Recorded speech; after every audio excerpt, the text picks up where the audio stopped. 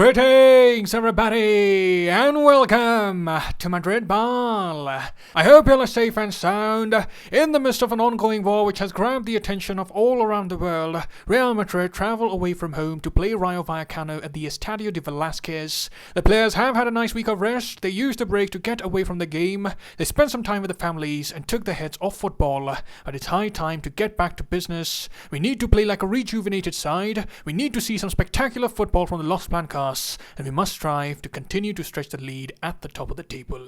You can see Real Madrid currently stand firmly in control. There's a 6-point gap between us and Sevilla, and you have to say that Sevilla have really been shooting themselves in the foot. In the past 6 games, they have been able to secure a single victory, and in a way we can say that the stars of Real Madrid look to be aligned in the right place as we hope to reclaim a lost crown this year. So in this video, we'll do the match preview of Rayo Vallecano versus Real Madrid. We'll go through the words of Carlo Ancelotti, and last but not the least, we'll end this video by doing the match predictions. So come on, let's get started.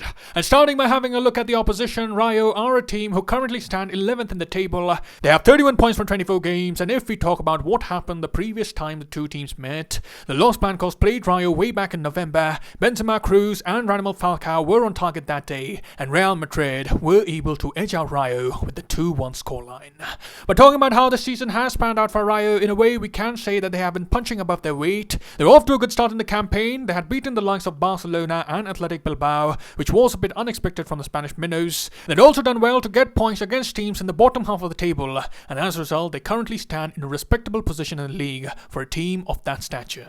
But fast forward, Rayo have not been able to keep up with the early season spark. Since the turn of the year, they have been on an atrocious run of results. They haven't won a single match in 2022, and they're going into the game on the back of 4 consecutive losses. So definitely the fans and the coach had not expected the unfortunate turn of events. The coach, Adoni Iraola, has impressed in the early parts of the season. In fact, many clubs are already keeping an eye on him. They like what Iraola has done with the limited resources he has, but before the manager leaves, if in case that happens, he has the task of getting things back on track, and he would be looking to wrap up the campaign with an end-season flourish. And coming to the tactics of the manager, we can expect Rayo to line up in the 4-2-3-1 formation.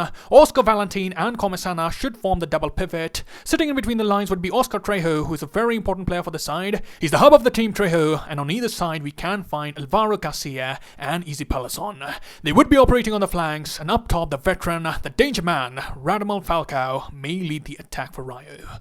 And coming to Real Madrid, this as you see is the squad list for the game. You can see Ancelotti has 2 notable absentees in the side. David Alaba will miss out with a groin injury that he picked up in Thursday's training session, and Gareth Bale has suffered another setback with a muscle overload. It doesn't seem there's a major setback at the moment. Both are expected to return in a week's time, but I'll keep you updated with more news on the recovery.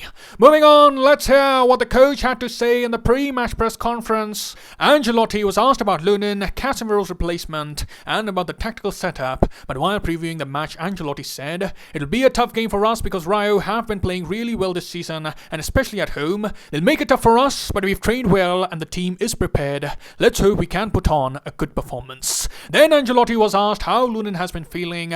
As we know, Russia and Ukraine are at war, and Lunin must be devastated to see his countrymen shedding blood to keep the freedom intact. It's a very sad thing that in the 21st century we are witnessing such an event, but it is what it is, and Ancelotti spoke about Lunin as he said, "I've spoken to Lunin and so has the club president to give him our full support. We know it's a difficult moment, especially for him.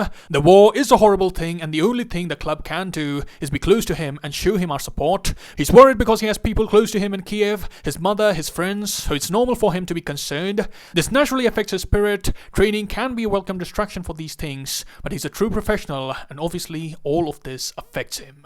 Then Ancelotti was asked where his priority lay this season. He was asked if winning La Liga or winning the Champions League was more important this year, and the coach said, "It's all important. We started the season with the aim of winning 4 competitions. We won one of them, the Super Cup, but we couldn't quite manage the Copa del Rey, and we are fighting for 2 more. It'll be important to win whether it's the league or the Champions League, and the important thing is to win trophies at the end of the season." And lastly, the coach was asked if Casemiro's replacement for the PSG game should already be playing to be fully prepared for the big night in 2 weeks' time, and we got an interesting response from Ancelotti. He replied, "It's something that could be done if there were friendlies, but of course we don't have friendlies before PSG. We have exams. I have to put together the best team, and Cruz can play in Casemiro's position."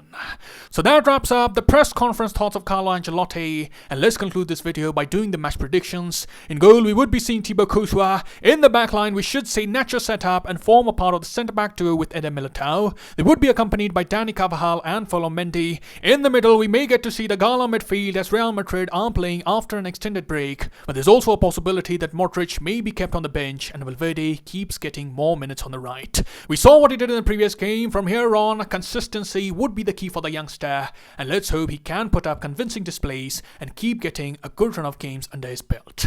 And lastly in attack, Eden Hazard would be itching to get a start in the game. Ancelotti may give him a start seeing the opposition that we face today, but I would still predict that Ancelotti will start the trio of Vinicius, Asensio and Benzema.